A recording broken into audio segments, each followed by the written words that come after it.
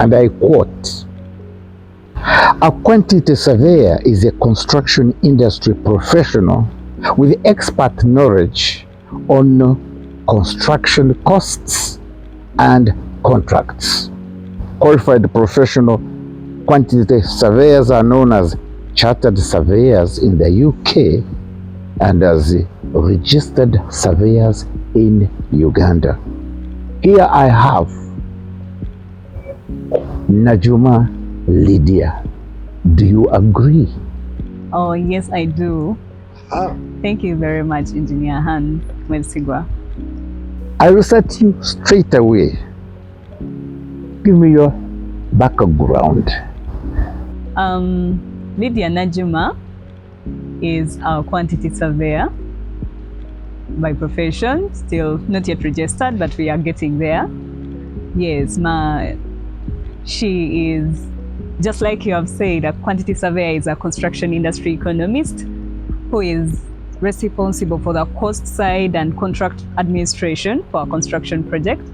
And that same person is also called a building economist. That's why at Shabago University here it's building economics. And then they are also known as construction economists, building economists, cost engineers in the oil and gas sector. You will hear cost engineers. So that is the same person, wonderful. We are quantity going to get to surveyor. that a lot more. But Lydia, Najjuma, how did you choose quantity surveying to be your future job? I will not say I chose it, but it chose me.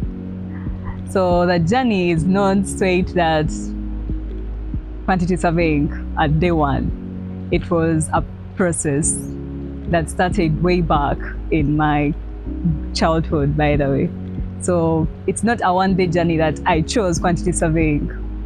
Yeah, I know that it seems you explained. It seems that some parent around you gave you the impression that being a medical doctor was the thing, or being a doctor. But here you are being a quantity surveyor. Tell us about this medical thing that comes in before you become a quantity surveyor. Okay, so Lydia's journey, career journey. Let's get into it. This whole thing starts way back in 2007, to be exact. That was a milestone.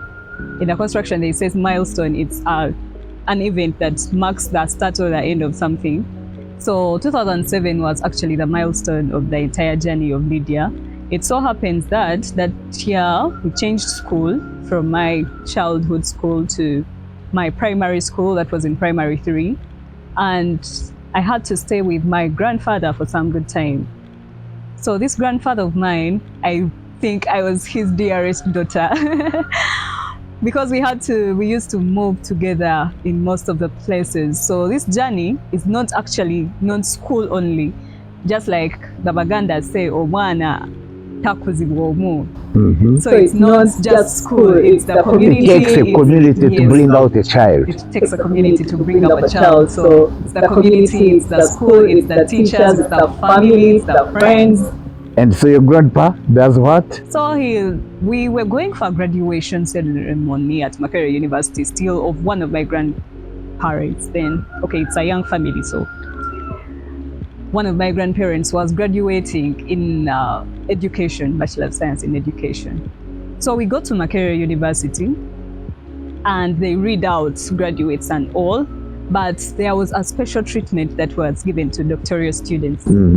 So when they were reading doctors, my grandfather was like, he didn't even ask, what do you want to become in future? No, he was like, are you hearing those doctors? For them, they are being read out. I also want you to be read out.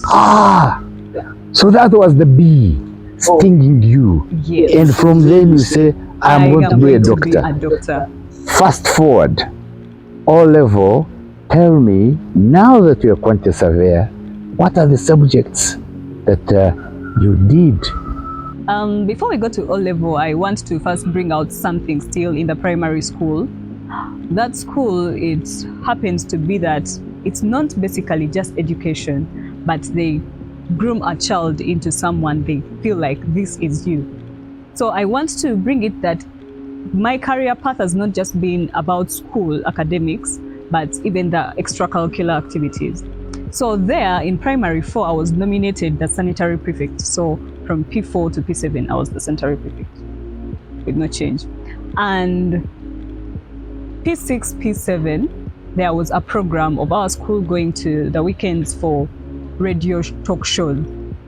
There is a radio station they way back in Mitiana. It's called Bona FM, and Saturdays are for talk shows. So for the pupils. So this teacher actually called me and is like, "You will be representing the school In the quantity surveying, in what? talk shows of talking, children talking, those programs." So that brings about the character of an orator or someone who is a public speaker, because that's what I think separates me from just not being a quantity surveyor, but public speaking. Now let's go to the HSC. What was your combination to begin with? The combination at HSC, my parent requested for PCB, but however, BCM. That's biology, Chemistry and mathematics. The parents are requesting for A doctor. a doctor. Yes. And is it because Dad had heard you saying all the time you want to be a doctor? Exactly. Okay, now we get it. So here you are giving PCM. Is that what you did? On my second day of school, I find a teacher, Mr. Both, who happened to be my Mr. Oboth. Yes, Mr. Both Jeffrey. So he asks me, as I've not seen you in the physics class, and I'm like, no, I am doing BCM. And the Oboth had been your teacher at O level, so he knew you very well. Yes. And he knew your subjects, Yes. your best subjects. Yeah. And then Mr. Both does the incredible what? He asks me, why aren't I seeing you in the physics class? And I tell him I am doing BCM. He tells me, in the next week, I want you in my class. So it was not a matter of debate. However, when you tell him right now, he doesn't remember. So I had to call my father on Friday. We report to school on Monday, and on Friday I call him and I tell him, Dad, you know what? I am changing subject from biology, chemistry, mathematics to physics, technical drawing, and mathematics. And the response was, I am paying your school fees, but the future is yours. So whatever decision you make, I'll be behind you. So, Lydia, you're telling me that this incredible teacher changes you from biology, chemistry, mathematics to a combination that leads you towards quantity surveying or engineering, and you tell your dad, and dad agrees that since it is your future, you change. Yes, please. Wonderful. And so now, take me to university. Did you apply to become a quantity surveyor? Now, is this the time you are saying, did you know about quantity surveying? Did you know about different careers at that level? So when we are at HSC, my best was technical drawing. Why technical drawing? Because it's building. So technical drawing has 3 papers. Paper 1, geometry. Paper 2 is buildings. And paper 3 is construction technology. So the construction technology paper was introducing us generally to the construction industry and what's entailed here and there. But the beauty was the building team.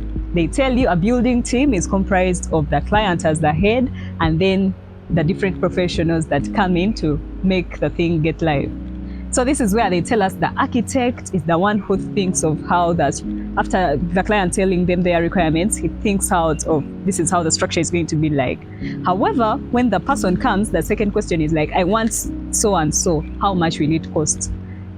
So it's the architect giving you the impression, and the quantity surveyor giving you the cost perspective, then the structure engineer giving you the loads and all to see the viability of that structure.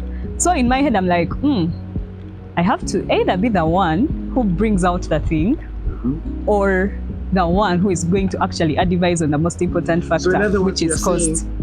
I want to be an architect, or I want to. surveyor. Was this graded in such a way that you have a preference, architecture, quantity surveying, or quantity surveying architecture? The preference was architecture, quantity surveying. And so what did you get? How come you didn't go for? Like we see, the Bible says you plan, but God has the final word. So HSC was actually very good.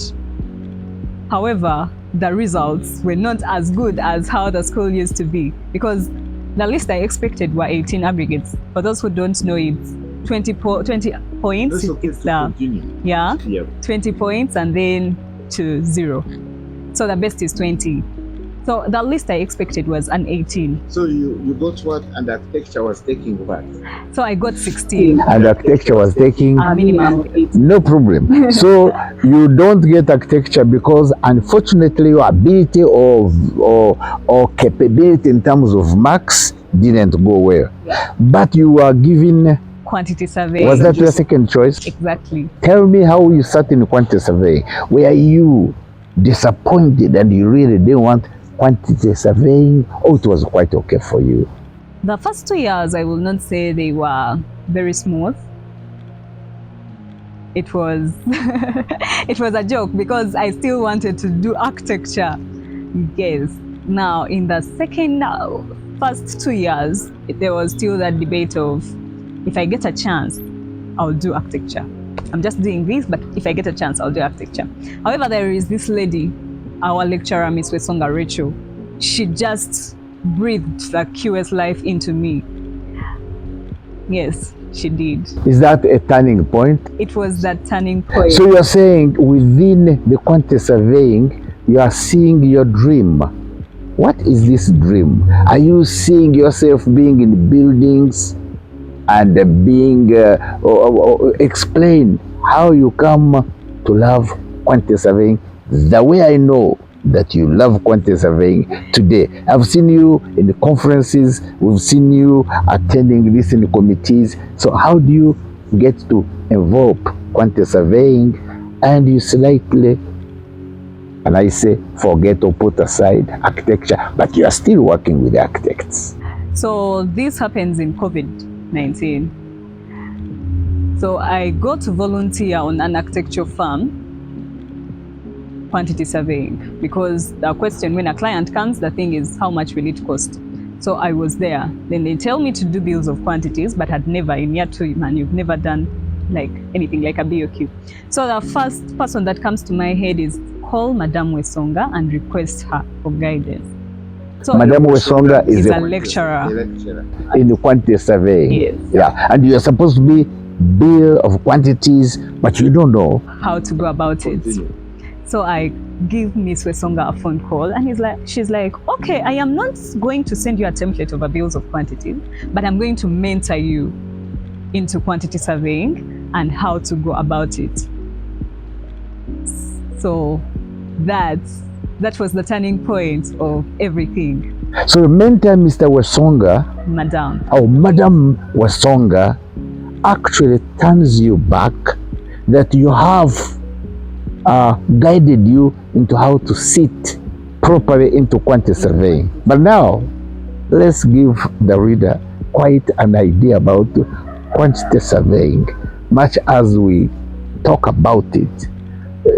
Give us instances doing your work as a quantity surveyor that can enlighten the common person, or the senior 3 student, or the parent who didn't do anything like quantity surveying architecture. Maybe you go through some of the things you do as a quantity surveyor. Okay, thank you very much, Engineer Hans. So when a person thinks of putting up something, they have this idea in their head of, I want a house, let's say a house, a 3-bedroomed house with such a roof, such finishes, and they come to a construction person to let them know what they want and how to go about it.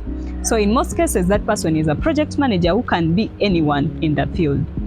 So after letting the client know their requests, the question in the background is, how much will it cost? Will I be in position to meet? So the architect designs something and they bring it to a quantity surveyor to prepare the cost estimates and guide on the contractual relationships of that project. So they do what they call a bills of quantities that actually shows this is what you're going to do, how, and at what cost. And that's where you're doing.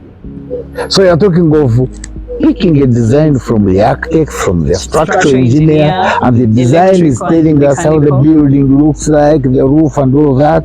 But you are saying here is you picking out the items, telling people this building will cost this much. And this is how you're going to actually put it up. And I'm going to ask you, among the things you're talking about, what do you enjoy in there? That's an interesting question of what do you enjoy. I actually enjoy the standard bit of it, the standardization bit of it. What is that? Standardization of the quantity surveying. Exactly. You enjoy that. That is the bit I enjoy most. And it's part and the parcel of the quantity surveying. Because everything, it's not just quantity surveying, but everything has a standard, which is a threshold, the minimum requirement of what is expected of you to do. That is why they say, be a standard, this standard. Now, for us in quantity surveying, we have what we call the standard method of measurements. It's the SMM, it's the Bible. When you're costing, you follow this and this and this and this. So that is what I enjoy. Aha.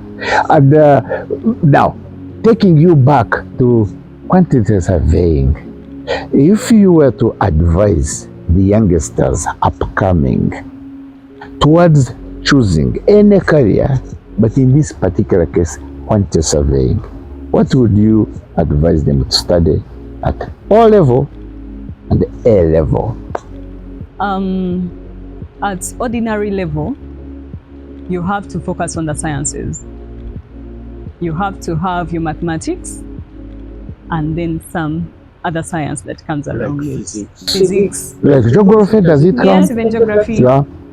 But at the advanced level, you have to have physics. No, you have to have mathematics. Having technical drawing is an added advantage because it's going to introduce you to the building side of everything.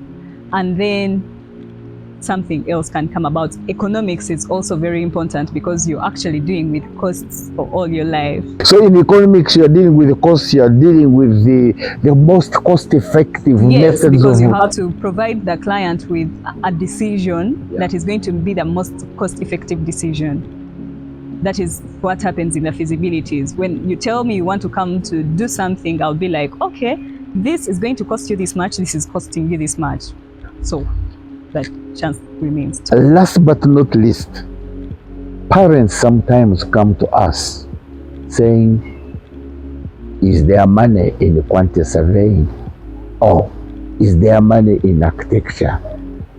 Is it a question of money on your side? What takes you to the quantity surveying or any profession on your side? There is a common saying right now, twagala sente. Yeah, so I think the money bit is relative. It actually depends on the output because you're going to pay for that. You're going to be paid for the service that you provide. There are some architects who are crazy rich, and there are some architects who are also struggling. There are quantity surveyors who are very, very rich, and there are those that are struggling. But however, the principles, the values of you as a self, and how your relationship with money actually determines that. But the quantity surveyors are known as the money people in the construction field because we are the ones who give the money. Even on the construction projects, we are the ones who pay after the interim valuations and certificate. We are the ones who issue the certificate. So you are saying that at the end of the day, the dream career will give you, whether it is money, whatever type of satisfaction, so long as you have chosen well the right career and you enjoy what you do. And you are enjoying what you're doing. Yes. Aha. And now I think the last question would be, you are a quantity surveyor now. I know you have first degree. What are your aspirations for tomorrow? Are you stopping here? Where are you going? Some correction, I don't have a first degree. I have a second upper of 4.18. That's good enough. Okay. Yes. Okay. Sorry, but however, the degree actually does not matter very much in the practice. It helps you get somewhere, but what matters are your interpersonal skills. That is what is going to make you stand out. Skills. The soft skills. The soft skills. Are you talking about, for example, the computer soft skills that you use to do things? Those ones are okay, but you know, right now the threat is technology is actually replacing most of the things that we learn from class. However, the human mind of decision, of making the right judgment, and yourself being proactive and doing what is right is actually what makes a difference. So the question is, where do I see myself 3 to 5 years from now? That's interesting. That's really interesting. I see myself as an authority in standards, pushing for inclusive growth and sustainable development, not only in Uganda, but the continent and the world over.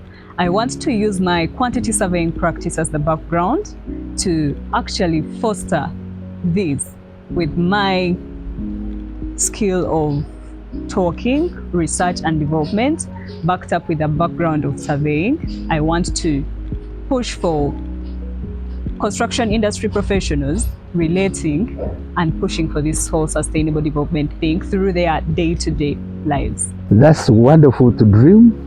I am going to hope and pray for you to fulfill the dreams. But now you talked about skills and the software. I know long ago, when computers were not around, people had a laborious way of calculating all these things. But bring us up to date. What are the softwares that you use in the computers? What would you advise somebody at the university or somebody in HSC to start teaching themselves that are going to be used to calculate your quantities? The primary of all is Microsoft Excel. Microsoft Excel. Excel.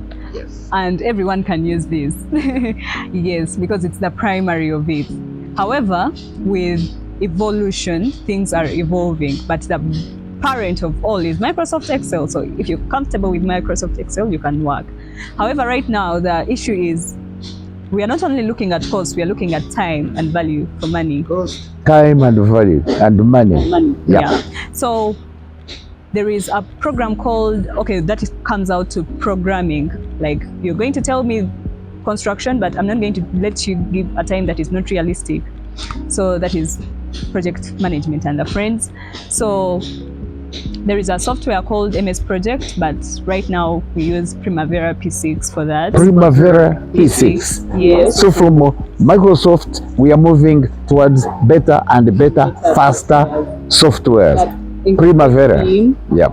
So in the measurement right now, you find that some people measure with the architecture drawings with Archicad, AutoCAD, but right now we use Plan Swift for measurements. Plan Swift. Yes. Yeah. So you find that some other people are actually using the BIM softwares, because right now research is being done on BIM 5D modeling for cost, and they use crazy softwares like Avast and the friends that I've not used for one, Naviswork and the friends. But yeah, it all depends on your ability to learn and unlearn.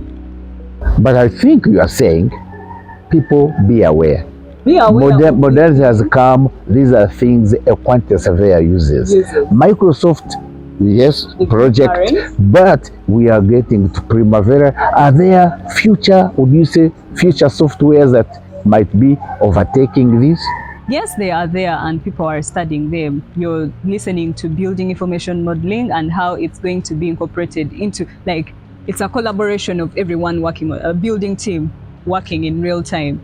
So the architect has a BIM suite, you the structural engineer, you have a BIM suite. I also have to be having a BIM suite that is compatible for. The BIM is the building information modeling. Yes. That's also something that the viewers need to know. It's a standard so that we are all working in the same real time. And the whole idea is to make sure that everybody understands the other one as soon as possible, as clear as possible. And here, the role of the quantity surveyor is to bring out. So you put, in case the architect designs, you're the structural engineer, you're getting real-time you also make your changes in real time. And me, the person who is costing, I have here two guys, and I also make the cost implication on real time. Tell me something else. Here is an architect who has designed together with the structural engineer, and you've come and you found that everything costs 30 billion. Are there times when you say, oh, I didn't design, guys, 30 billion is bad news, it's too much? Is there anything you do with the other team? In which way can you influence the other team to reduce costs or to make them appropriate? That is actually another field called value engineering. Value engineering. Yes. Yeah. So for value engineering, you're going to look and see the most cost economic benefit. The most cost economic benefit. Yes, like the cost efficient thing that is going to help the client. So the design team can actually think of all these crazy designs. Yes. But at the concept, you also have to have the cost at the back of your mind and the functionality of these things. So yes, that also happens. You have to go into a back and forth and calculate value engineering alongside with the cost, and then in that case, advise accordingly. As a quantity surveyor or anybody who's knowledgeable, you can advise the team that we could have another alternative so long as it brings out what is desired. On that note, Lydia, Najjuma, we are thankful and we wish you luck. Thank you very much. Okay, thank you very much, Ms. Engineer Han. Thank you, AM Digest, for the opportunity. And I just want to tell the parents and students out there to pray about it. We plan, but God has the final word. Thank you.